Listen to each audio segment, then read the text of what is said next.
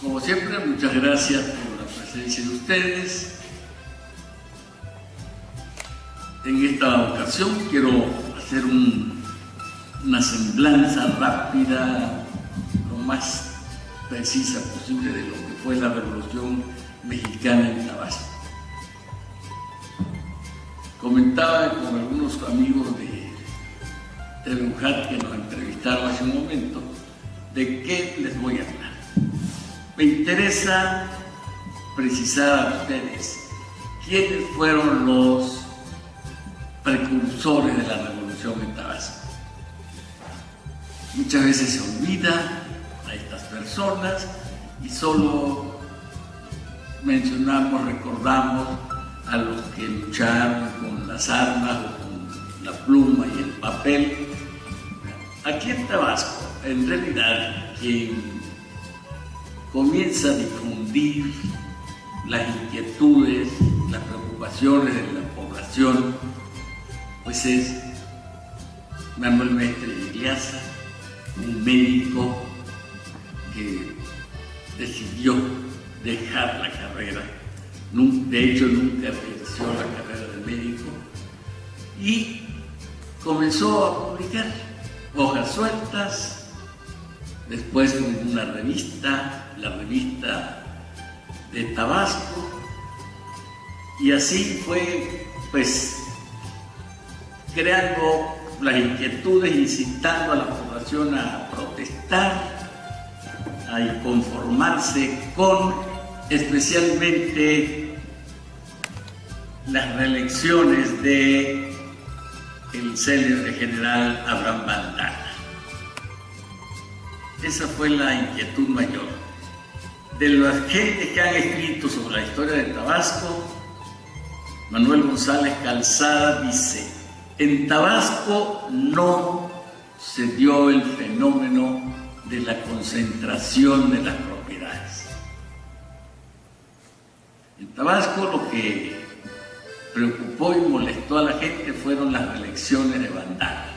Sabrán ustedes, estuvo en el poder desde 1895 hasta 1916. No, 10, porque fueron solo 16 años. Ya por ahí ya me estaban diciendo, órale, no te saltes. Entonces, 1895, 1910, 16 años, 4 periodos de 4 años. Y como todos recordarán aquí, el periodo gubernamental tabasqueño comienza el 1 de enero y termina el 31 de diciembre. Aquí no hay problema, 4 años, calendario justo. Manuel Mestre Igliasa, decía yo, médico, intelectual, porque después demostró serlo escribiendo bastante, recopilando muchos documentos sobre la historia de Tabasco. Ahí se les recomienda a todos los que quieran empaparse de esta historia de nuestra, dar documentos para la historia de Tabasco. Y escribió uno sobre la intervención norteamericana y tuvo la ocurrencia, don Manuel, de escribir algo fácil en años de los 20, algo que en lo personal me llamó mucho la atención. El título de su obra, La introducción del condón en Yucatán. A mí dije, bueno, ¿qué estaba hablando de estas cosas en 1920, 23, ¿verdad? Pero bueno, por ahí tiene que estar el librito ese, ¿verdad? El caso es pues que Mestre Igliasa, o a Mestre Igliasa lo siguieron personas como Domingo Borrego, otro señor, un pobre poeta, aunque era contador, tenía la vena literaria de la poesía, y ya vamos a leer algunos versos de lo que escribió don Domingo. Gente entregada pues a la causa, a las inquietudes de la población en general. Mestre Igliasa nunca tuvo la idea de ir a las armas. algunos otros revolucionarios, como el principal en ese terreno, Ignacio Gutiérrez Gómez, le insinuaba, le decía y no le respondió Mestre. Por lo tanto, esto de moverse, de actuar con las armas en la mano, le quedó de hecho a, repito, Ignacio Gutiérrez Gómez, quien, después de haber sido peón de algunas monterías, se dedicó al comercio allí en la costa de Cárdenas, concretamente en San Felipe Río Nuevo, una población que a la fecha lleva el nombre de Ignacio Gutiérrez Gómez. El caso es que Ignacio Gutiérrez Gómez, dedicado al comercio, decía yo, de cerdos, de maderas, productos de la agricultura tabasqueña, fue molestado, extorsionado por el jefe político de Cárdenas, exigiéndole un dinero X, y al negarse, pues, ya se imaginarán ustedes, lo hicieron prisionero, lo maltrataron, lo trajeron hasta Villahermosa, y el caso que esa ofensa que le hizo el gobierno de Vandala o de sus ayudantes, le terminó de llenar el cerebro de hacer la revolución. Se ligó con unos revolucionarios de Veracruz, que obviamente pasaron las fronteras, llegaron acá. Por desgracia, no se movieron a tiempo, no se organizaron debidamente y fueron rechazados en el primer intento de tomar Cárdenas.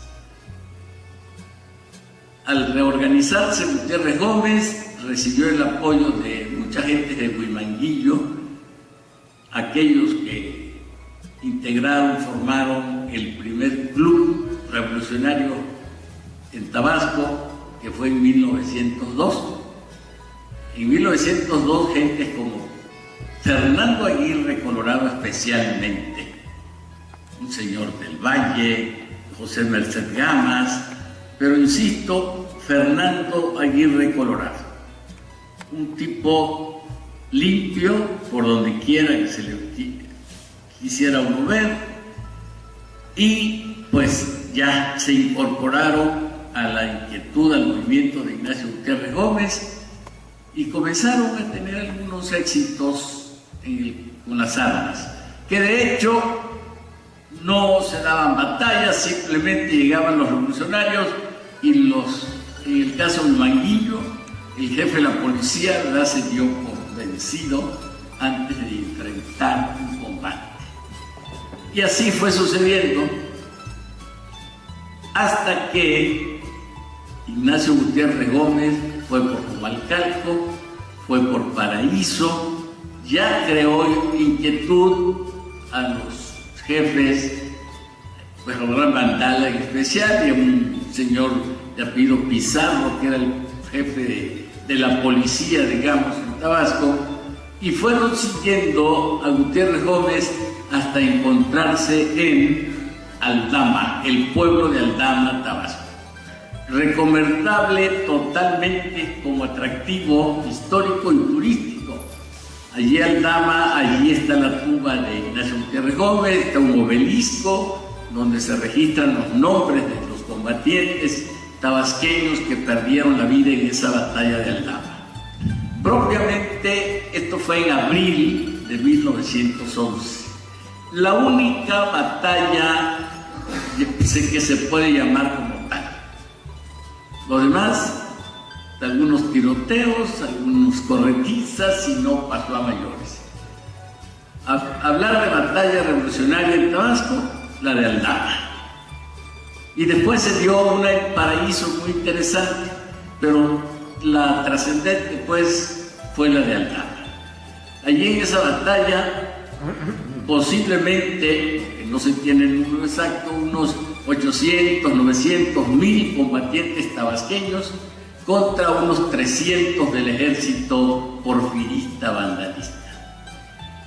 Resultado, según el maestro profesor Rosendo Taracena Padrón, unos 43 muertos por parte de Tabasco y entre heridos y muertos por parte del Ejército Federal unos 30-33. Esas son las cifras que se conocen.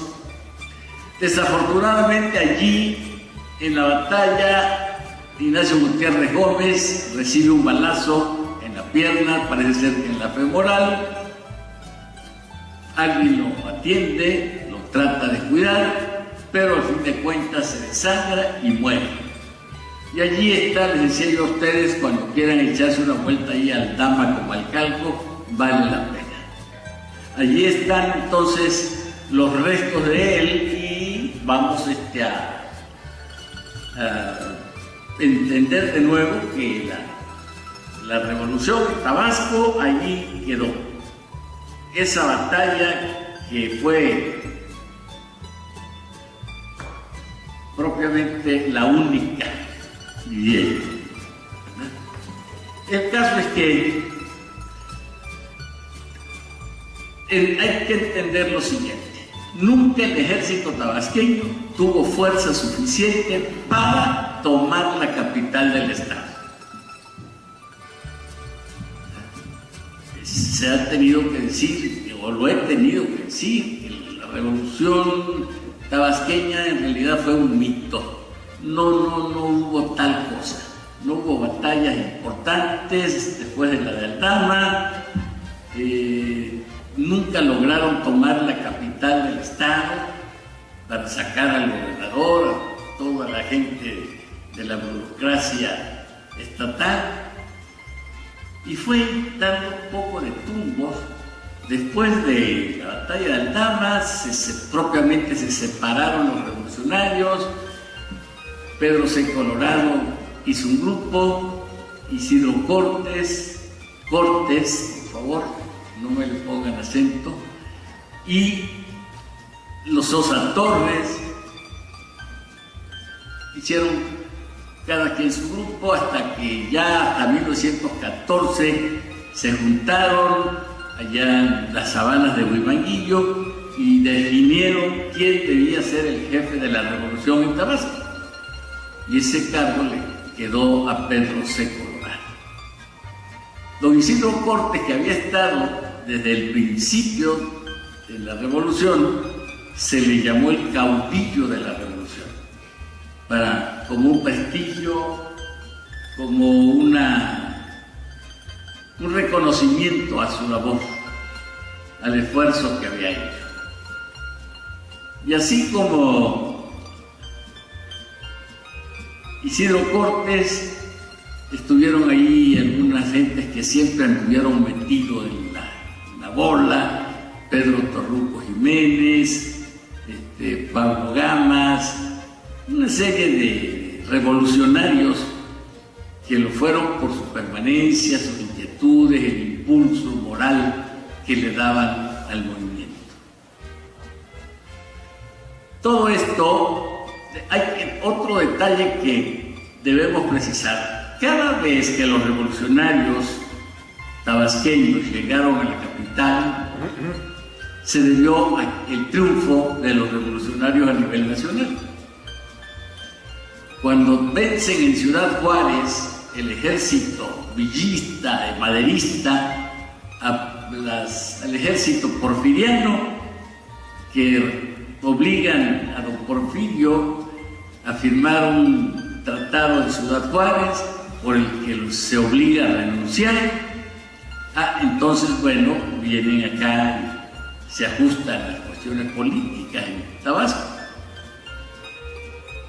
Y otra cuestión que muchas veces no entendemos, que no separamos, es que una fue esta de la que les estoy hablando, la revolución maderista, la impulsada por Madero a nivel nacional, y otra va a ser la revolución constitucionalista, la que se dio después de la muerte, del asesinato de Madero y Pino Suárez, que derramó más sangre, ¿verdad?, a nivel nacional que la maderista. El caso es que aquí, pues en Tabasco, no pasamos a nivel nacional de un reconocimiento. Aquí no podemos pensar en un Pancho Villa, en un Emiliano Zapata, un Pascual Orozco, un Maytorena, revolucionarios, el general Alvarado, revolucionarios que trascendieron, ¿verdad?, por todo el ambiente, el territorio nacional. No, el que más logra un prestigio de revolucionario reconocido, y hasta eso más por intelectual, porque nunca fue gente de armas en sí, fue José Domingo Ramírez Garrido. En cuestión de armas, el que aparece con mayor fuerza es Pedro C. Colorado, que fue en 1915 a apoyar a Álvaro Obregón en su lucha en Ébano, San Luis Potosí, la famosa batalla, que también a mis amigos les recuerdo, es Ébano, no el Ébano, no existe el Ébano. No sé por qué los historiadores y demás han cometido ese error de decir el Ébano San Luis Potosí. No, la entidad, el Estado, la entidad y los pueblos precisos se llaman Ébano, San Luis Potosí. No hay el Ébano. Comentarios al margen, pero que para que cuando se exprese uno, pues hay que decirlo lo más correcto posible. El caso es que allí estuvo Pedro C. Colorado al mando de 400 tabasqueños, pues apoyando a Obregón, a Carranza, para luchar contra Francisco Villa. Y pues hay que reconocer que ahí empezó la debacle, la caída de Pancho Villa, después de esa batalla de Ébano, y recordarán ustedes la batalla de Celaya, ¿verdad? Y allá en el Bajío, 3-4 derrotas consecutivas, pues acabaron con Pancho Villa. A tal grado que Pancho Villa reclamó a los Estados Unidos que había perdido esa batalla porque le habían surtido municiones, chuetes de salva. Y por eso fue que Pancho Villa desahogó su rencor asaltando un pueblillo ahí de verdad pinchorriento ahí de Estados Unidos, que ustedes, que está en lo que es ahora Nuevo México, ¿verdad? ¿Cómo es que se llama el pueblo? Eso, Columbus, ahí está en el mapa, es muy claro. Entonces, esas cosas, pues, no le digo, Pedro C. Colorado quizá, en hechos de armas, ahí. Después otro Aguirre Colorado, acá en Yucatán, apoyando al general Alvarado en sí, tuvo alguna acción importante en un lugar llamado Agua Blanca, se le llama hasta el héroe de, creo, si no es Agua Blanca, algo parecido. El caso es que a mí me ha llamado pues la atención que en ningún momento los revolucionarios tabasqueños por sí mismos pudieron imponer condiciones en Tabasco. Gracias a los triunfos del Ejército Revolucionario Nacional fue que acá se cacharon las condiciones para poder exigir un cambio de gobierno y demás. Ya para 1914, cuando cae Victoriano Huerta, recordarán ustedes, en julio del 14, que, pues bueno, toman de nuevo posesión los tabasqueños. Está medio raro, pero son fotos buenas, ¿eh? Entonces, aquí José Domingo Ramírez Garrido precisamente redacta, eso es lo que se sabe históricamente, un documento que abroga, anula la posibilidad de la esclavitud en Tabasco, que establecen el salario mínimo, la jornada máxima de trabajo, que hay que reconocer también no fue el primero que se hizo. cuando hace eso José Domingo Ramírez Garrido, ya en otras partes, en varias, en Querétaro, León, en varias partes de la República se había expedido, decretado un documento como ese.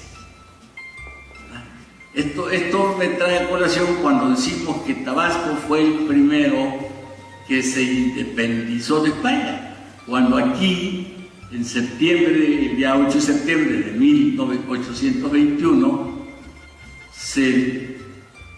en Plaza de Armas se declara a Tabasco independiente. Pues sí, pero ya para eso, ya en San Luis Potosí, en Zacatecas, si no mal recuerdo en Sonora, también habían hecho lo mismo, es decir, un poco antes. El caso es que nuestra historia hay que quererla, hay que estudiarla, conocerla, sin ponerle demasiada crema, como dicen, ¿verdad? Con la frialdad necesaria. Y ahorita me preguntaba alguna dama en la entrevista que sí, cuál era el chiste y la gracia, ¿no?, de esta conferencia, de estas pláticas. Bueno, digo, tenemos aquí, por fortuna, a varios jóvenes, o varias jóvenes especialmente, de la carrera de historia, que pues esto hay que trabajarlo, estudiarlo, conocerlo, y ya ustedes, cada quien dará su interpretación y aplicará su criterio. Así pues, yo voy a continuar diciéndoles a ustedes que después de la caída de Huerta vinieron situaciones muy complicadas en Tabasco, a tal grado que Carranza, como primer jefe del ejército constitucionalista y jefe de México, presidente de la nación,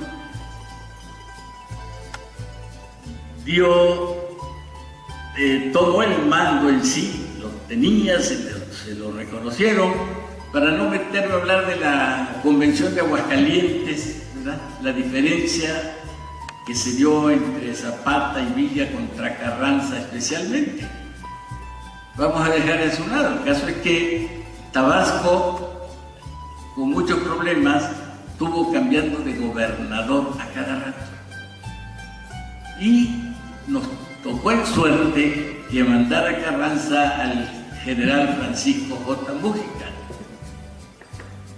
Francisco J. Múgica, firmante del Plan de Guadalupe, sin duda un revolucionario auténtico hasta el final de sus días, pues vino aquí a Tabasco de septiembre de 1915 a septiembre de 1916. Y entre otras cosas, atendió problemas agrarios, como el caso del Chinal, ahí en Jonuta. Atendió las cuestiones del magisterio, celebrándose aquí el primer congreso del magisterio tabasqueño. Claro que esto lo hizo siguiendo los pasos del Salvador Alvarado en Yucatán, ¿verdad? Pero por lo menos Múgica, con ideas nuevas, revolucionarias, auténticas, construyó algunas carreteras, especialmente le puso interés a la de Teapa Villahermosa. Esa carretera, ¿verdad?, hasta el día de hoy no acaba de quedar como debe ser. El caso es, pues, que esos detalles, y no les quiero hacer más paréntesis, porque en esos días de la Revolución también vino un gobernador cubano, un señor de Valdés de apellido, de origen cubano, fue gobernador de Tabasco. Pero antes habían habido dos. En una ocasión, ahí en nuestras páginas de internet del Cronista Municipal, publicamos pues que Tabasco ha tenido, y espero que haya tenido, ¿verdad?, 3 gobernadores cubanos. Como dato curioso, que muchas veces esto se ignora, no se sabe, pero las circunstancias de la vida o de las cosas nos ha llevado a tener, repito, 3 gobernadores cubanos. El caso es que las circunstancias políticas de Tabasco fueron muy complicadas, mucha bronca, mucho pleito, mucha falta de calidad moral de los que andaban metidos ahí en la bola. El caso es que nosotros estuvimos un tiempo pues teniendo gobernadores nombrados sin elegirlos y demás. Fue hasta febrero de 1919 cuando se hacen elecciones para elegir a un gobernador y a un congreso.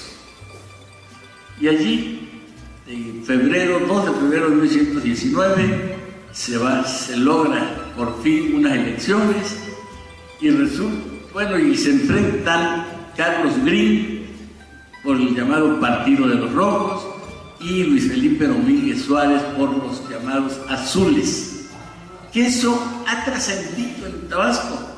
Infinidad de gente sigue hablando de los rojos y los azules, pero fue un asunto que duró, vamos a ponerle 6 meses, no más, y nunca más se ha vuelto a hablar de eso.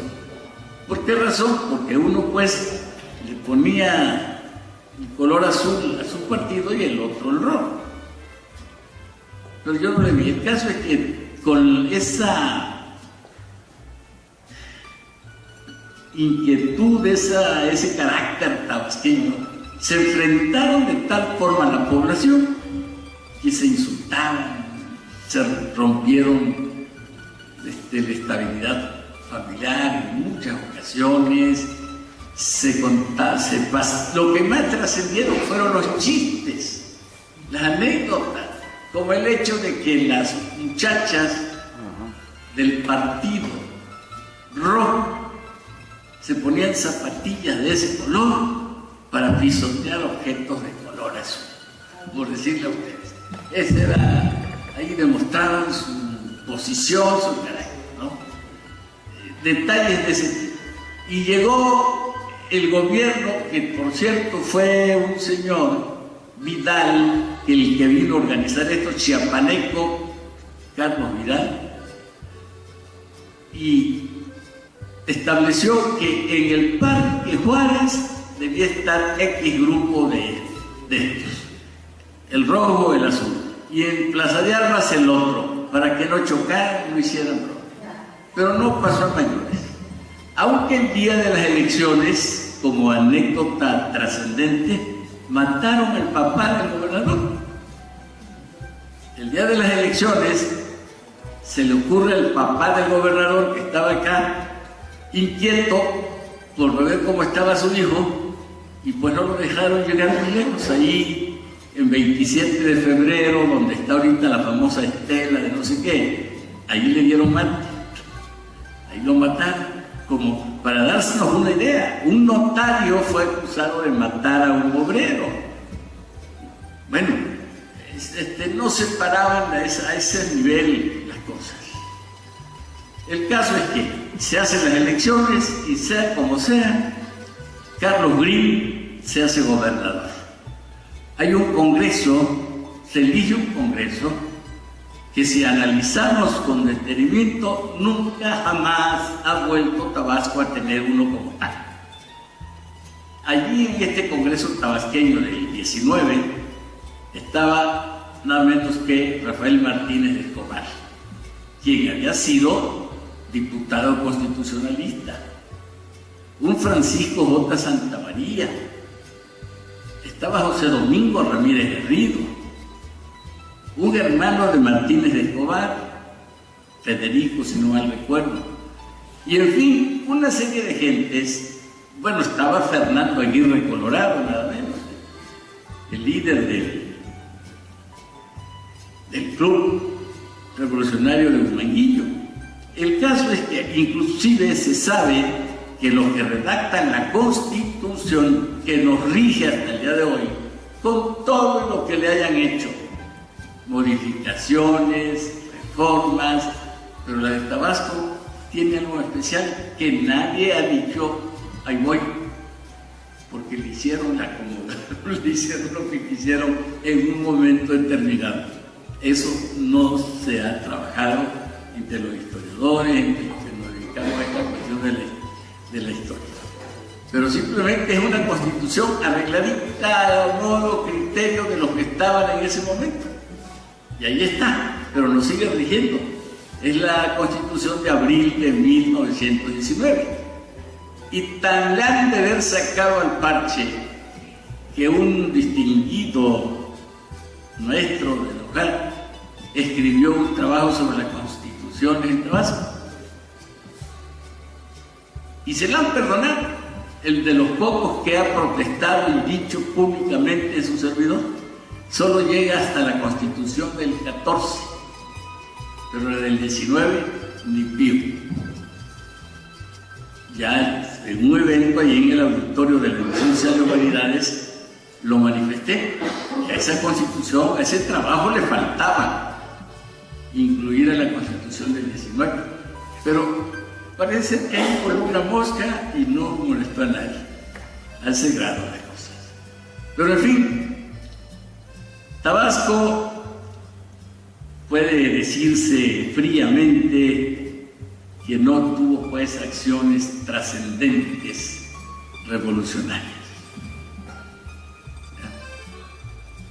No, se pone uno a leer todo lo que se ha escrito, los archivos y demás. El maestro Valencia hace unos días me platicaba que algunos militares o delegados, representantes del gobierno federal, pues con frecuencia estaban mandando telegramas de que había levantamientos aquí y allá. Levantamientos porque un cuate con unos tragos se puso a gritar ¡viva la revolución! Como pasó en la época de la independencia. Pero no, ahí Tabasco ha fallado. Ha dado muchas gentes intelectuales que han hecho un gran papel en el Congreso Federal, como diputados, senadores, como fue el caso del mismo Martínez Escobar, Pallavicini y algunos que otros más. Pero en el terreno revolucionario, como decía, usted a nivel nacional no va a encontrar un revolucionario que diga, ese general XT de Tabasco hizo acá la batalla fulana. Nosotros estamos tan mal en eso, algo ha faltado, esperemos que ahora cambien las cosas, de promover que ni siquiera la epopeya de Gregorio Méndez está registrada a nivel nacional. No se vale. Pero ahí ha faltado también que el gobierno del Estado, que los mismos tabasqueños hagamos algo, o los que radican en Tabasco, ¿verdad? No solo tabasqueños. Tenemos que ser algo así, oye, esto merece estar registrado a nivel nacional. No es nada más la batalla 5 de mayo, ¿verdad? Y no es nada más la otra. Aquí en Tabasco han habido acontecimientos que merecieran tener su registro nacional. La idea siempre ha sido de los organizadores de esta asociación de alumnos ex-UNAM en Tabasco, de permitir comentarios, preguntas y críticas y todo lo que ustedes quieran. Por esa razón, ahí lo dejo. Gracias.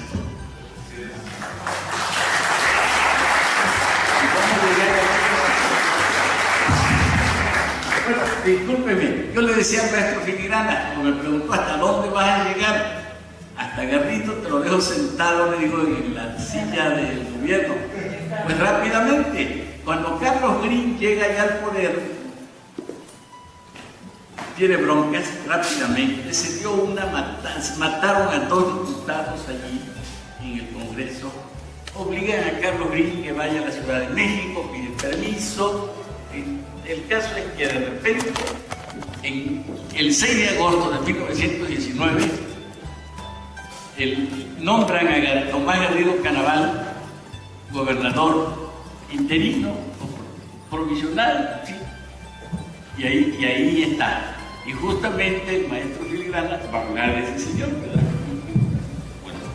Bueno, gracias maestro, y también agradezco por supuesto la invitación que nos hizo, que me hizo personal, la Asociación de Exalumnos de la UNAM a través de la doctora Salvadores, y agradezco desde luego la presencia de todos ustedes y de algunos estudiantes también que veo por aquí, que me da mucho gusto de saludar. Bueno, también me da mucho gusto compartir esta mesa con el maestro Edito Ruco. Como ustedes habrán podido notar, es toda una autoridad en estos temas. Así que el reto está fuerte, maestro.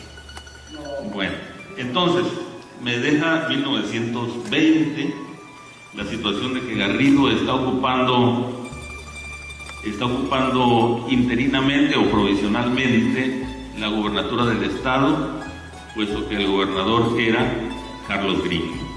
Carlos Green sale del estado a la Ciudad de México, pide licencia al Congreso y el Congreso nombra, en este caso, de gobernador interino a Garrido. Aquí habría que preguntarse, ¿por qué se va de viaje a la Ciudad de México Carlos Green en estas fechas? A nivel nacional está ocurriendo de que al parecer Carranza no quiere cumplir el famoso pacto de caballero que se dice, de esto no hay exactamente documentos, pero mucho se ha hablado de esto, que celebró con Álvaro Obregón. Obregón, cuando se forma el movimiento constitucionalista, Obregón, por supuesto que apoya a Carranza, se convierte en el primer jefe de la revolución y acuerdan que él iba prácticamente a gobernar hasta que o reformase la Constitución de 1857, se pusiera en vigor o se hiciese una nueva, cualquiera de las dos situaciones. Ya sabemos de que lo que resultó fue que se convocó a un Congreso Constituyente y se hizo una nueva Constitución, la de 1917, pero ya se empezaban a establecer hay leyes para eso, de la manera en que se iban a hacer las siguientes elecciones para tener ya gobiernos constitucionales, de acuerdo con lo que establecía la Constitución. Entonces, era el tiempo en que a Obregón le tocaba, él, de acuerdo con el trato que supuestamente ellos hicieron. Carranza no parecía tener interés en cumplir ese pacto. El grupo de apoyo que siempre tuvo Álvaro Obregón empezaron a moverse, sobre todo los sonorenses, y para no hacer tan larga la historia, como dice el maestro Geney, en Sonora estaba Adolfo de la Huerta, Plutarco Elías Calles y otros personajes muy importantes. Proclaman el plan de Agua Prieta, el nombre por una localidad, justamente Agua Prieta, y por eso se llama así ese plan. Ese plan, antes de la proclamación de ese plan, quiero decir que en Guerrero, a donde se había refugiado previamente Obregón, también se elaboró otro plan, el plan de Chilpancingo. Sin embargo, no tuvo la importancia que llegó a tener el plan de Agua Prieta. Este plan de Agua Prieta, que fue proclamado el 23 de abril de 1920, en primer lugar desconocían a Carranza. Se formaba un ejército liberal constitucionalista cuyo jefe supremo sería Adolfo de la Huerta. Se reitera la vigencia de la Constitución de 1917, es decir, no se anula una Constitución que acababan apenas de hacer, la reconocen. Su objetivo era tomar la Ciudad de México y convocar al Congreso para que nombrara un presidente provisional, y este presidente provisional tendría que convocar a elecciones para renovar los tres poderes, es decir, el Congreso, Cámara de Diputados, Senadores, y también para que hubiese elecciones para presidente de la República. En este escenario es en el cual Carlos Green se va a la Ciudad de México. Está bastante oscuro, hay telegramas que yo pude conseguir en el Archivo General de la Nación y en el archivo de Plutarco Elías Calles, donde de manera bastante velada, diríamos, le dice algunas cosas que permiten suponer que lo que está haciendo Carlos Green en la Ciudad de México es movilizarse para apoyar la rebelión del plan de Agua Prieta, es decir, apoyar a Obregón, sumarse al movimiento de Obregón para que llegara a la presidencia de la República. Esto también habla mucho de la situación de los políticos tabasqueños. Carlos Green resultó en cierta forma beneficiario del apoyo del propio Carranza. También hay testimonios de ellos, hay suficientes documentos que así lo muestran. Gracias a Carranza, en otras ocasiones anteriores en que había tenido problemas Carlos Green, Carranza movió los hilos, en este caso para remover a los comandantes militares, a los jefes de las operaciones militares en Tabasco, que le estaban haciendo la vida muy difícil a Carlos Green. Sin embargo, ahora vemos a Carlos Green yéndose del lado contrario, es decir, apoyando a Álvaro Obregón en ese movimiento. Y así lo hizo, junto con otros gobernadores de la época, como Pascual Ortiz Rubio. Bien. Entonces, se levanta en armas finalmente Carlos Green. Garrido estaba en ese momento, como decíamos, como jefe de operaciones, como gobernador provisional, interino. En ese movimiento, Garrido regresa a Frontera, porque venía, antes de que fuera nombrado gobernador provisional, estaba haciendo campaña en Frontera para ser senador por ese distrito. Y ahí es tomado prisionero por el equipo contrario. Y lo toman prisionero, le hacen supuestamente un juicio dentro de una embarcación, lo trasladan a Campeche, lo tienen prisionero en Campeche estuvo a punto de ser fusilado, incluso ya tenía el jefe de pelotón de fusilamiento, ya estaba hasta nombrado. Intervienen algunas personas y evitan ese fusilamiento, y a tiempo triunfa el movimiento de la rebelión de Agua Prieta, y las personas que tenían capturado a Garrido tienen que salir abruptamente y prácticamente queda en libertad. Para entonces Garrido ya estaba en Mérida. Y ahí lo sorprende el cambio de la situación. Los rebeldes son vencidos y Garrido aprovechando que estaba en Mérida, lo nombran gobernador de Yucatán. A través de una junta de revolucionarios, toman un acuerdo, se reúnen en un auditorio y le dan posesión de gobernador provisional a Garrido, gobernador provisional de Yucatán. En tanto, desde luego, se convocaron nuevas elecciones, se nombraron un gobernador formal ya en Yucatán. Bien. Entonces, ya lo de la balacera que ocurre también en 1920, el maestro hizo favor de comentarlo, donde mueren, sí lo comentó, ¿verdad, maestro? Cuando matan a los diputados en la Cámara. ¿Sí lo comentó usted ahorita? Sí, perfecto. No, pues ya. Sí, muy bien. De manera que el 1 de diciembre de 1920 toma finalmente protesta al general Álvaro Obregón, se le toma protesta como presidente de México. Justamente Rafael Martínez de Escobar era el diputado que le correspondió hacer la toma de protesta, tabasqueño que mencionaba el maestro hace un momento. A raíz de esos acontecimientos que habían ocurrido en la Cámara de Diputados en Tabasco, creo que no lo mencionó, lo menciono rápidamente. Habían dos bandos enfrentados ahí. Uno de ellos era el bando al que pertenecía el propio Carlos Green, el gobernador, y otro los que estaban a favor del grupo que se le conocía como liberales, en los que estaban en México, lo lideraba Rafael Martínez de Escobar. En ese grupo también estaban ya Francisco J. Santamaría y los Ramírez Garrido, enfrentados con Carlos Green, quienes en alguna época habían sido parte de un mismo equipo, ahora estaban divididos y enfrentados. Y ocurre un pleito, diríamos, en la Cámara de Diputados en Villahermosa, que antiguamente estaba en el lugar que hoy ocupa el Palacio de Gobierno. Ahí mismo estaba la Cámara, ahí funcionaba. Se da una balacera, mueren 2 diputados y el jefe de la policía del gobierno de Tabasco.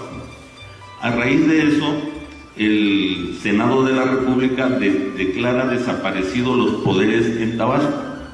Carlos Green en ese momento no estaba, sí estaba aquí, y fue cuando menciona el maestro de que se va a la Ciudad de México y es hecho prisionero allá y encerrado en la prisión de Tlatelolco.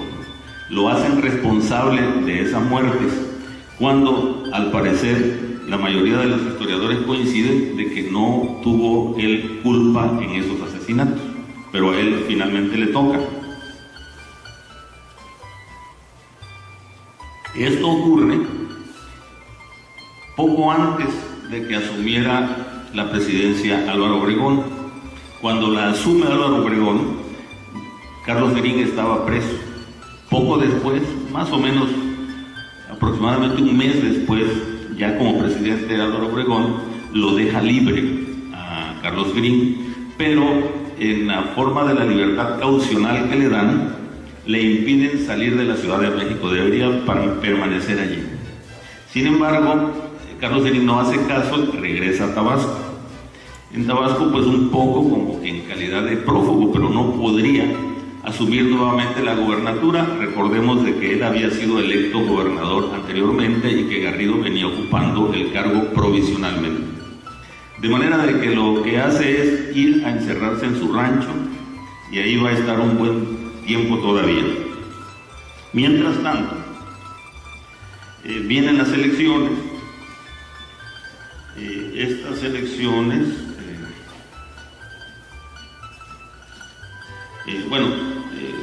Garrido permaneció como gobernador interino hasta 1923, que fue justamente cuando se celebran elecciones para gobernador, y entonces ahí ya resulta él como gobernador, triunfa en la elección en contra de su primo José Domingo Ramírez Garrido.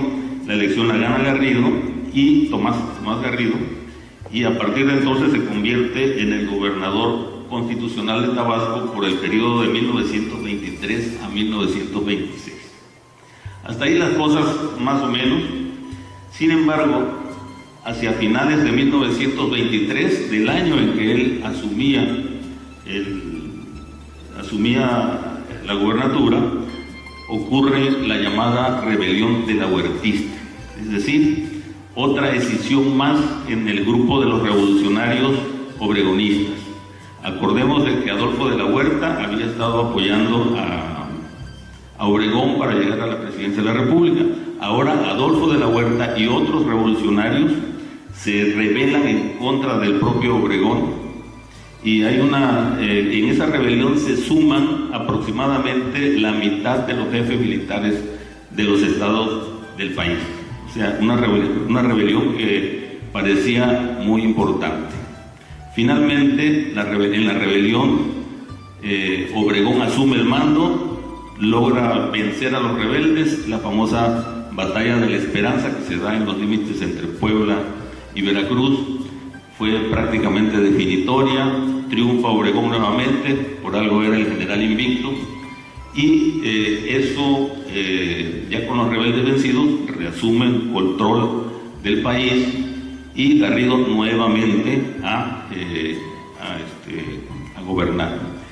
El tiempo que dura la rebelión, desde finales de 1923 hasta mediados de 1924, la situación en Tabasco fue muy difícil, particularmente para el equipo de Garrido. Garrido tuvo que huir del estado por río en lancha e irse a refugiar a Guatemala. Ahí permanece un tiempo, regresa, entra al país, suponemos que por la frontera de Suchiate, utiliza los trenes que había construido don Porfirio Díaz, se traslada al centro del país, a Querétaro, se entrevista con Obregón, regresa por el istmo de Tehuantepec y llega a Coatzacoalcos, y en Coatzacoalcos está a la espera de que la rebelión sea sofocada en Tabasco. Finalmente es sofocada y ya puede entonces regresar a gobernar. Bien, ahora vamos a ver cómo fue el gobierno de Garrido. Es lo que creo yo que nos puede interesar un poco más. Y aquí sí me voy a permitir leer algunas páginas. Desde 1923, el primer año en que Tomás Garrido Canaval se desempeña como gobernador constitucional, quedan trazadas con bastante claridad cuáles serían las directrices de su obra de gobierno. Estas podrían resumirse en los siguientes 4 puntos: reorganización hacendaria, fomento de las actividades agropecuarias, obras públicas para la ampliación y mejoramiento de las comunicaciones y educación pública. En materia de recaudación fiscal, Garrido supo actuar con flexibilidad cuando las condiciones económicas del Estado así lo requerían. Por ejemplo, cuando las inundaciones o las plagas de langosta afectaban más de la cuenta a la producción agrícola, entonces decretaba la condonación parcial o total de las contribuciones o, como fue también una práctica frecuente, condonaba una parte a condición de que se pagasen los adeudos que tenían los contribuyentes morosos. También es notoria su discrecionalidad con que actuaba al respecto. Él personalmente decidía a quienes otorgaba las condiciones especiales, cuyas solicitudes en no pocas cantidades llegaban hasta su escritorio. El impulso a la agricultura y a la ganadería modernas fue una de las grandes pasiones de Tomás Garrido. La creación de la Escuela Granja Simón Sarlat en tiempos del gobernador Carlos Green fue sin lugar a dudas su idea. Después de 1923 dedicó mucho esfuerzo personal en su desarrollo y crecimiento. Garrido estaba convencido de la importancia que tenía impulsar este ramo, por ser Tabasco un estado con una vocación eminentemente agrícola, y por ello estaba convencido de la importancia capital que para los destinos futuros de esta entidad federativa encierra el problema agrícola. Por ello le ha concedido un especial interés, prestando a este efecto toda su ayuda. La Escuela Granja Simón Sarlat, de donde se espera que han de salir en breve hombres peritos en el ramo de la agricultura y que, abandonando los viejos sistemas de la producción, difundirán las nuevas simientes de las sabias enseñanzas con que en dicha escuela se han nutrido. Obviamente adquirió mucho equipo agropecuario, de acuerdo con las posibilidades de la época, por supuesto. Los alumnos inicialmente no eran muchos, había originalmente 30 alumnos a quienes se les otorgaba becas por 35 pesos mensuales para que pudieran acudir a estudiar. Llegaron también algunos estudiantes de municipios cercanos de Chiapas, Campeche y Yucatán, y por supuesto estudiantes tabasqueños que fueron becados para que estudiaran en la Escuela Nacional de Agricultura y Veterinaria. Bien. En el ramo educativo propiamente dicho, la Escuela Granja era considerada dentro del concepto de fomento, no propiamente del sistema educativo. Así lo expresaba él en sus informes. En 1930 la población total de Tabasco era de 224.160 habitantes, que había experimentado un aumento de población de 36.166 en los 20 años comprendidos entre 1910 y 1930. Bueno, aquí tengo una serie de datos que no los voy a cansar con ello, pero el hecho es de que se tenía muy pocas escuelas, y a esas pocas escuelas asistían muy pocos estudiantes. Y esa fue una de las realidades que Garrido puso especial atención para tratar de mejorar el sistema educativo. También había muchos problemas de salud, otro tema. Las condiciones de salud de la población continuaban siendo precarias. Es cierto que había aumentado el número de médicos en Villahermosa, pero la totalidad de la población rural carecía de este importante servicio. El paludismo, las enfermedades gastrointestinales y las venerias causaban estragos en la población. Y ahí el garridismo mostró poco interés por las mejoras o incrementos de mercados y hospitales. Bien, otro aspecto interesante del sistema de gobierno, el socialismo y la educación racionalista que él pregonaba. Es posible distinguir tanto en su proyecto como en la personalidad del propio Tomás Garrido un cúmulo de contradicciones importantes. Por un lado está la retórica gubernamental desplegada en discursos y en diversos textos, e incluso en documentos oficiales como leyes, decretos y bandos. Esta retórica habla esencialmente de la instauración en Tabasco de un proyecto socialista. Sin embargo, Garrido estuvo en contra del ejido, fue un aliado de grandes empresas transnacionales norteamericanas y benefició a una élite entre la que se encontraba su familia, con negocios diversos y con los avances introducidos en materia ganadera. Por otra parte, la creación de cooperativas y la organización política y social impulsada por este gobernante sirvieron, entre otras cosas, para controlar a los trabajadores.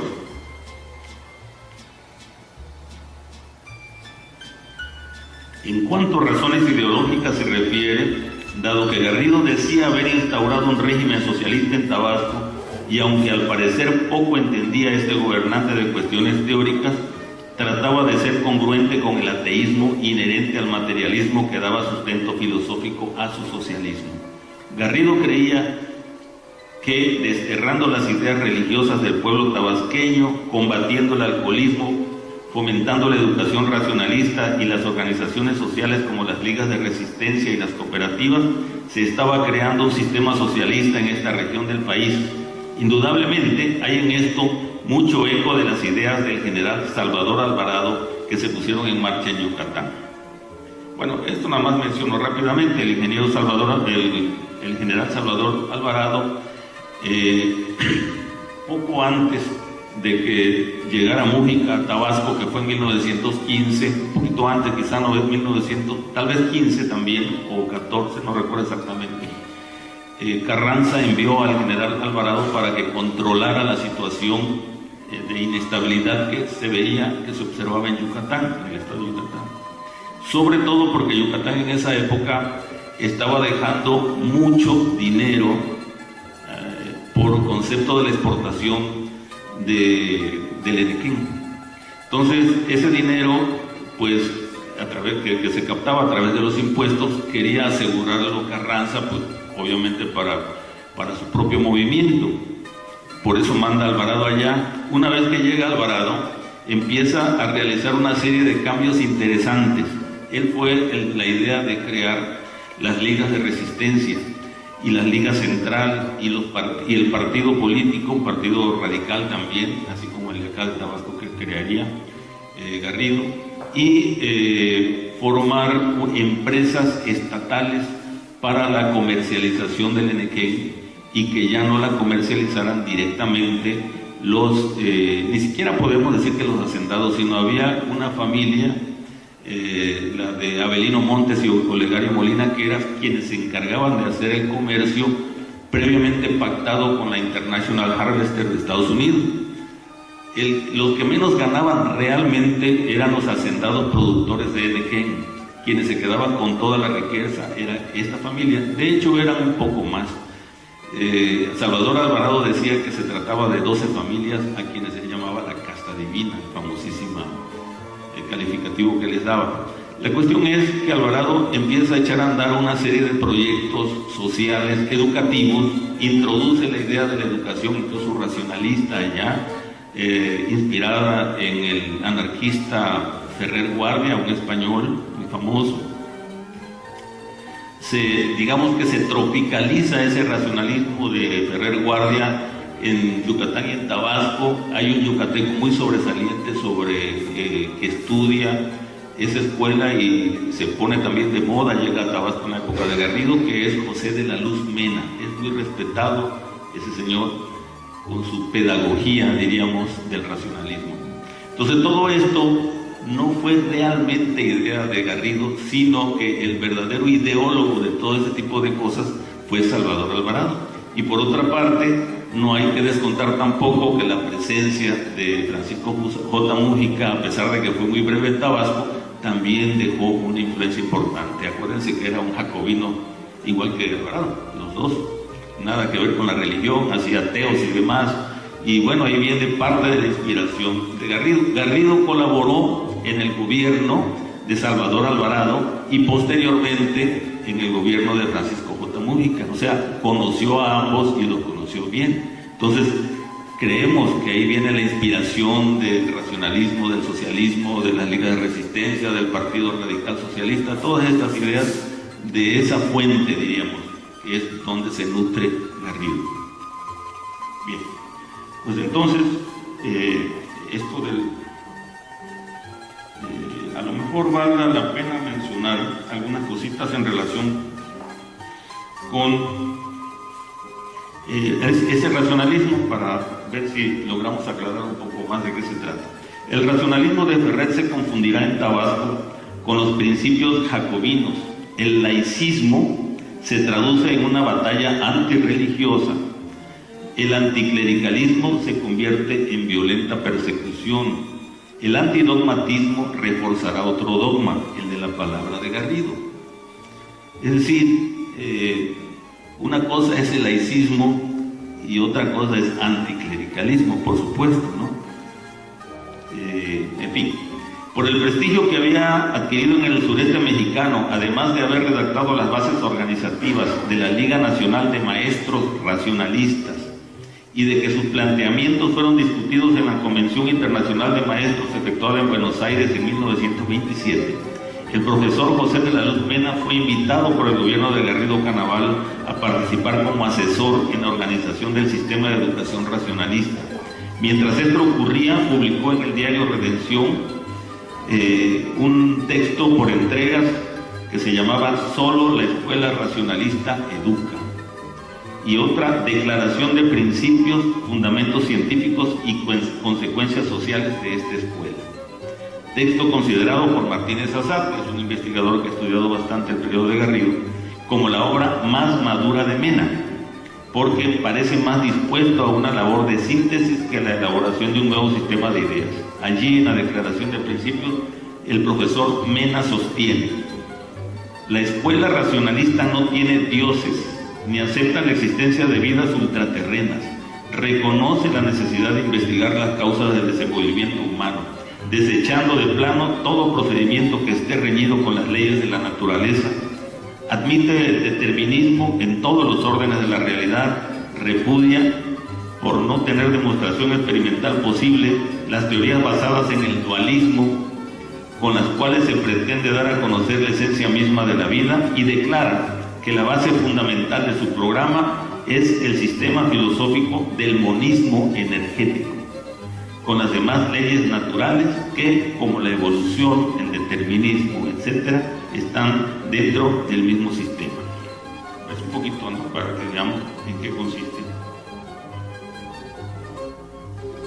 Las creencias, y esto hay que agregar además, que antiguamente, como ustedes saben, la educación pública en general estaba, pública y privada, estaba en manos de la iglesia. Esto, de alguna manera, era también una respuesta a esa especie de monopolio que mantuvo la iglesia en el tema educativo. Pese a la reforma, la iglesia siguió teniendo por mucho tiempo todavía influencia muy fuerte en la educación. Bien, esto es en relación con el racionalismo. Tengo muchas cantidades, pero no les quiero aburrir con ello. Incluso sobre el tema de educación, creo que mejor hablemos un poquito del tema político. Este apartadito lo he intitulado por las rutas de las relaciones cuasi formales e informales. Las leyes mexicanas han establecido el ámbito de acción de las Fuerzas Armadas Nacionales, particularmente del Ejército, cuya función, de acuerdo con la Ley Orgánica de 1925, debía ser defender la integridad e independencia de la patria. No, esa parte no. Vamos por otra parte. Es que aquí de lo que hablo es de la importancia que tuvo el Ejército en el control político de los estados. Cuando hemos visto, y el maestro Genei lo vino comentando, que mientras el gobernador en turno tuviese el apoyo del jefe de las operaciones militares en el estado, ese gobernador no tenía problema. Y el estado, diríamos, estaba en calma y el estado. Pero si por algún motivo, ya sea porque recibiera instrucciones superiores, es decir, podría ser del mismo presidente de la República, el jefe de operaciones militares se oponía a las actividades del gobernador, entonces el Estado entraba en conflictos tremendos. Mucha inestabilidad política, y vemos a los gobernadores a quienes les tocaba una situación como esa recurrir desesperadamente ante los presidentes de la República, fuese Obregón, fuese el mismo Carranza. Carlos Guirín le tocó mucho hacer eso, para que le removieran al jefe de operaciones militares y mandaran a otro que se comportara de manera distinta. Garrido vivió también esa situación. Entonces, eso nos dice que hay mecanismos de control político centrales que están operando en el Estado a través de los jefes de operaciones militares. Garrido lo que busca es generar nuevas formas de control político, y entonces pone en marcha programas de creación de las ligas de resistencia, que él las crea acá, y finalmente las ligas de resistencia afiliadas a la Liga Central de Resistencia, y a su vez esta liga de resistencia dentro del partido político. De esta manera él va extendiendo su control a lo largo y ancho de toda la sociedad. Por un lado, obreros afiliados a todas, es decir, todos los obreros afiliados en ligas de resistencia de todo tipo, de cargadores, de fogoneros, de peluqueros, de lo que ustedes gusten, todos los trabajadores agrupados en ligas, y todas las ligas en una liga central. Además, los que no eran trabajadores, que eran propietarios de ranchos, de haciendas o ganaderos, los agrupaba a través de uniones de productores que hasta la fecha existen, como la Unión de Productores de Ganado de México, la Unión de Productores de Cacao, la de Productores de Caña. Ese tipo de organizaciones se crearon en esa época. No eran ligas de resistencia porque no se trataba de trabajadores, sino de propietarios, o como decimos hoy día, de pequeños propietarios. De manera de que tanto las uniones como las ligas estaban dentro de la liga, dentro del partido que controlaba Garrido, y Garrido en la cabeza tanto de la liga como del partido. Entonces era un control totalmente piramidal, en la cúpula de la pirámide estaba él. Entonces a él lo que hacía era estructurar, mejor dicho, un sistema de control social y político en el Estado, con él a la cabeza, por supuesto. Entonces no era institucional, sino además era muy personalista, porque en el momento en que Garrido no estuviera, es decir, la cabeza ya no estaba, ¿qué iba a suceder? Y fue lo que sucedió. Pero finalmente esa era la idea y ese fue el mecanismo. A través de ese sistema, Garrido ofreció estabilidad en Tabasco y se la ofreció a los presidentes de la República en turno.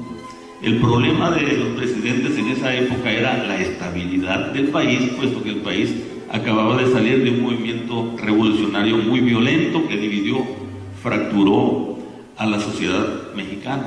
Entonces, ahora de lo que se trataba en este periodo postrevolucionario era precisamente de volver a unir y de controlar y de estabilizar el país.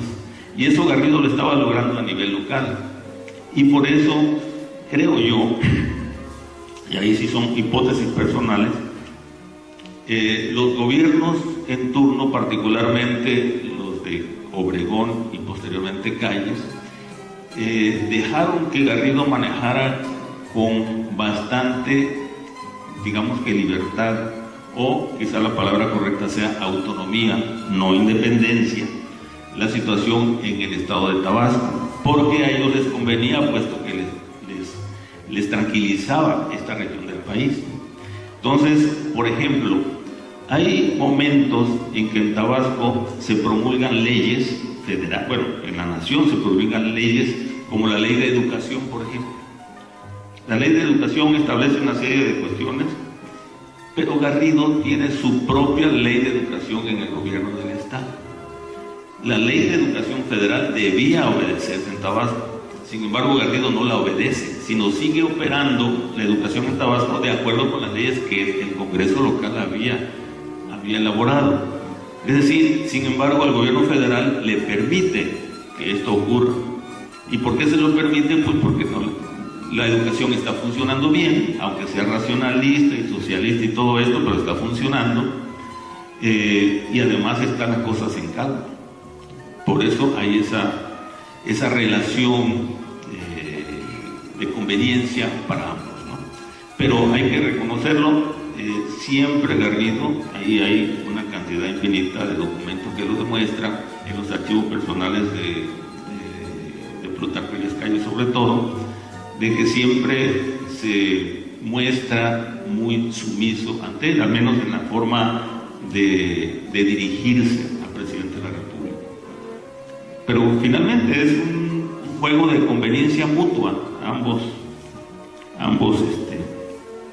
Ahora, cuando finalmente Garrido va a gobernar un primer periodo, que es este que estaba yo mencionando, de 1923 a 1926, y un segundo periodo que va de 1933, me parece, no, 30 al 34, algo así.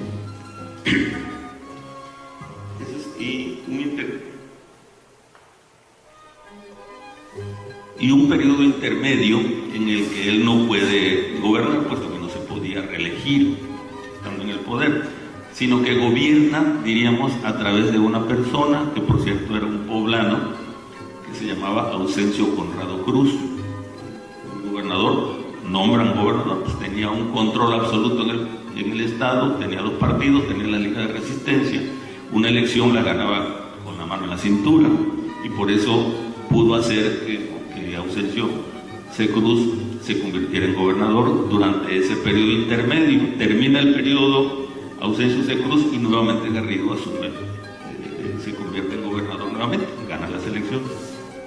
Termina ese periodo, bueno, sigue con sus políticas anticlericales, antipanetismo que llamaba él, antialcoholismo, para él era muy importante el combate al alcohol, al alcoholismo, a los vicios. Ya sabemos que las políticas anticlericales cada día sobre todo en el segundo periodo, se van a hacer más rudas, hasta que logra finalmente sacar a todos los curas, porque establece una ley de que para que un cura pueda ejercer en el estado de Tabasco necesita estar casado. Por supuesto que eso no puede ocurrir. Y ahí tenemos el caso del padre Macario, muy famoso, que incluso se dice que hasta Graham Greene se inspiró ahí para hacer una novela en la figura del padre Macario. En fin, toda esa historia que es muy conocida, ¿no?, de las quemas de santos y demás, o aquella otra de que cuando encontraba alguna persona borracha, las detenían y luego al día siguiente, aunque se tratase de ricos, gente muy acomodada, las ponían a barrer las calles o los bañaban en los bebederos de los caballos y hacían cosas así bastante, digamos que denigrantes. Pero bueno, eran sus métodos poco ortodoxos, ¿verdad? La cuestión es, y también es durante esta época cuando crea otra organización, los famosos Camisas Rojas, para contribuir pues a este control político que hacía. La cuestión es que después de su segundo periodo de gobierno, termina, y el general Lázaro Cárdenas lo invita a formar parte de su gabinete. Ocupa entonces el cargo de secretario de Agricultura y Fomento. Ahí continúa desde esa secretaría expandiendo sus ideas como las que tenía aplicado en Tabasco, pretendió también aplicarlas en otros lados, en la Ciudad de México, hacer movimientos anticatólicos en la Ciudad de México le generó problemas, muchísimos problemas, creación de camisas rojas por otros estados, en fin. Finalmente sobrevino la famosa ruptura entre Cárdenas y Calles. Aunque Calles había hecho que el general Cárdenas llegase a la presidencia, una vez en la presidencia, el general Cárdenas no estaba dispuesto a permitir de que el general Calles siguiera mandando en el país, como había ocurrido anteriormente durante el periodo conocido como el Maximato. Entonces, un golpe de mesa, diríamos, del general Cárdenas destituye prácticamente a todo su gabinete, el cual había sido nombrado o recomendado por el general Calles, los quita a todos invita, o mejor dicho, manda a invitar al propio general Calles a que salga por favor del país. Entonces, obviamente, el general Calles, muy tranquilo, tiene que abandonar el país, se va a exiliar a Estados Unidos, a Los Ángeles. Y lo mismo ocurriría con Garrido. Garrido, como sabemos, se va a exiliar a Costa Rica. Ahí va a permanecer mucho tiempo, finalmente va a regresar tiempo después, ya poco después de su regreso, enferma. Lo tratan en un hospital de Los Ángeles, era un cáncer en los huesos de la cadera, no se le pudo curar, finalmente falleció. Y bueno, prácticamente es eso. Ya no quise seguir leyéndole cosas aquí porque seguramente les aburrirían, pero si existe alguna pregunta, pues entonces habría oportunidad de hablar alguna otra cosa. Tengo imágenes, pero la podemos ver muy rápidamente y yo les platico de qué se trata, así muy rápido, por favor.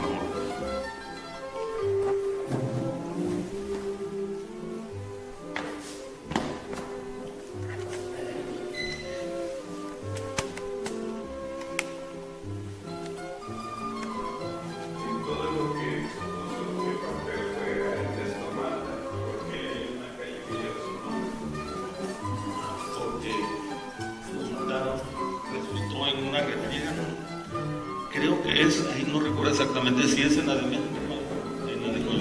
En un evento que hacen en Coyoacán, los Camisas Rojas, 30 de diciembre de 1834. Bueno, sí, estaban los servicios religiosos, llegan los Camisas Rojas en el atrio de la iglesia, empiezan a manifestarse en contra de la iglesia y de toda la religión en sí. Hasta que una muchacha, hermana de uno de los Camisas Rojas, lo increpa, le reclama, y eso aceleró los ánimos de los que estaban ahí llegando al templo y empiezan a insultarlos, a echarles piedra y demás. Los Camisas Rojas se les ocurre retroceder para protegerse en la agencia o en la agencia, en las oficinas del delegado, digamos, que era tabasqueño casualmente. Pero alguien dio la orden, el jefe, todos los que tengan pistolas adelante. Y de repente empezaron a soltar plumas. Mataron a 4, 5, 6, eso está en la prensa de esos días, en el censo sobre todo. Y los protege Margali, que era el delegado de ahí de Coyoacán. Pues ya había propiamente terminado la bronca cuando llega Ernesto Malda, ahí vestido de cabizarrón, no se lo ve ni sobre él. Ahí está una, ya se imaginarán. Le empezaron a golpear, a linchar, y lo linchan a pedradas y demás. Esa fue la heroicidad de Ernesto Malda para merecer tener una calle con su nombre. Bueno, sí, curiosamente quiso regresarse al tranvía donde bajó, pero el operador del tranvía trancó la puerta. Eso dicen. Entonces se quedó queriendo abrir cuando llegó del tranvía. Se viene a justificar lo que dice el libro de México Negro. En México hacemos mártires a los curas y héroes a los tontos, ¿no? Digo, así dice el libro, no lo digo yo. Sí, pero tuvo más fuera de cuadro que le hayan puesto a una calle su nombre, ¿no? Eso es exactamente. Pero ningún gobernador, ningún presidente municipal se ha atrevido a cambiarle, a quitarle, porque es una calle relativamente importante, ¿no? Así estuvo, ¿no? El héroe Ernesto Malda. Bueno, aquí nada más lo que quería yo mostrar, pero no se va a poder ver por el tipo de pantalla, algunos documentos. Estos provienen en su mayoría del Archivo General de la Nación. Esto que está aquí es el primer nombramiento que recibe Tomás Garrido, que se lo da a Salvador Alvarado en Yucatán, del que les mencionaba yo hace un momento. El otro es correspondencia, pero aquí no se puede ver prácticamente nada. Lo único que se alcanza a ver un poquito me parece que es la firma de Carlos Grillo. Pero en fin, podemos ver los siguientes, por favor. Bueno, aquí está Salvador Alvarado y Francisco J. Mújica. Acá Francisco J. Mújica, y yo supongo que este personaje es José Domingo Ramírez Garrido. Sí, bueno, los demás son yucatecos. Esto es una foto tomada allí en Mérida, por supuesto, donde estaba operando Salvador Alvarado. Otro documento, está firmado por Garrido. Como estaba en el archivo de Garrido, es un documento que él envía posiblemente a Carranza o a Obregón o cualquiera de ellos, no se alcanza a leer. Entonces el original se va con su firma completa que dice Tomás Garrido, por lo general en tinta roja, siempre firmaba así. Y las copias que se guardaban en su archivo nada más llevaban este ganchito que él les ponía, una rúbrica, una G, que son las que se conservan en el archivo del propio Tomás Garrido, que es el que consulté en el Archivo General de Nación. Posteriormente consulté el archivo de Plutarco Elías Calles. Ahí sí están, por ejemplo, si ese documento hubiese estado dirigido a Plutarco Elías Calles, ahí se encontraba el original donde estaba la firma completa. Otros documentos de esa época, pues no se puede ver mucho. A ver, nada más por curiosidad, hay unos muy interesantes, unos telegramas, a ver si los podemos ver. No, mira.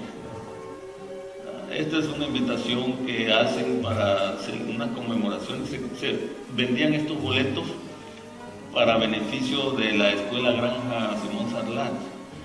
Asistía el propio Garrido, pagaban por ese boleto y tenían derecho a una cena ahí a la orilla de la laguna. En fin, una cosa se ve que interesante, ¿no? Todo un programa de artístico y demás. Esto está interesante también.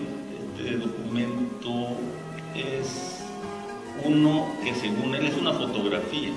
Según él, prueba de la participación que tiene la familia de Pascual Bellicia, que fue uno de sus archienemigos de Garrido, en la rebelión de la Guardista, que es en este documento. Esto se lo manda a Plutarco Elías Calles para probar, o a Obregón, no recuerdo a quién, como probatorio. Mira, aquí está este señor, está apoyando a los rebeldes. Bueno, el siguiente, por favor.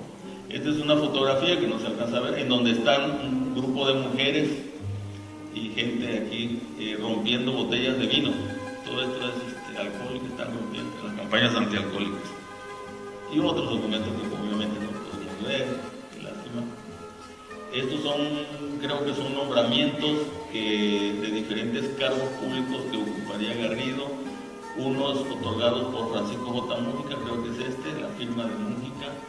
No recuerdo quién, creo que también. Mújica lo va a colocar, y hay un telegrama que prueba eso, que José Domingo Ramírez Garrido, desde Mérida, donde trabajaba con Salvador Alvarado, recomienda a Garrido con Mújica. Mújica acepta la recomendación y lo coloca, pero lo tiene una temporadita, digamos 2 o 3 meses en un cargo, luego lo mueve a otro cargo, y esos son los documentos de cada nombramiento que le va dando. Al final lo mueve a otro cargo, en el que lo pone bajo las órdenes de un militar, de su gente de confianza de Mújica. Recuerden que Mújica es michoacano, vino aquí con el ejército y demás. Y eso le molesta muchísimo a Garrido. Y Garrido escribe una renuncia, donde le renuncia a ese cargo y le dice por qué, pero muy enojado. Incluso el tono del documento se ve hasta que no es un documento dirigido a un jefe, y menos militar. Él no era militar. Así como un poco hasta altanero, podría decir. Y Mújica contesta. Creo que no sé si son estos no recuerdo, creo que estos son. Bueno, Mújica estaba en ese momento, cuando él renuncia, estaba en Teapa. Y desde Teapa manda unos telegramas larguísimos, en donde a su vez le contesta, pero muy fuerte a Garrido. O sea, hay un enfrentamiento duro entre Garrido y Mújica. Yo diría 2 personalidades muy fuertes. Entonces, eso en otro trabajo que hice en algún momento, lo uno a otros desencuentros que tuvo Mújica en Tabasco. Ese fue uno con Garrido. Otros los tuvo con otras personas, sobre todo en el caso del Chinal que mencionaba el maestro, con terratenientes. Este documento que vemos acá Y además otro desencuentro con el propio Carranza, porque el reparto de la isla del Chinal a Carranza no le pareció nada bien. Entonces le jala las orejas a Mujica y se lo quita y se lo lleva para México de nuevo, de regreso. Claro, enseguida lo nombra diputado por Michoacán al Congreso Constituyente, por supuesto. Bueno, acá este documento que vemos es un folletín, un libro, pequeño libro, que publica un grupo de tabasqueños que encabeza Aristeo González, el propio Pascual Bellice y otros personajes tabasqueños que se sienten agraviados por muchas cosas que Garrido dice les han hecho, que les ha quitado ganado, que les ha puesto multas, que les ha quitado incluso ranchos. Y a través de este documento que publican, dirigido al presidente de la República, trata de mostrar todas esas arbitrariedades que dicen ellos que ha cometido Garrido, incluso lo acusan de que ha mandado a matar a algunas personas y demás, ¿no? Es de las pocas documentos que yo veo así, en donde se dice digamos que con pelos y señales de las cosas que se supone hizo Garrido, habría que probar si efectivamente las hizo tal como aquí se dice. Pero en fin, digamos es la parte negativa, podríamos hablar aquí del personaje. Ya, es todo, yo creo que por mi parte. Muchas gracias.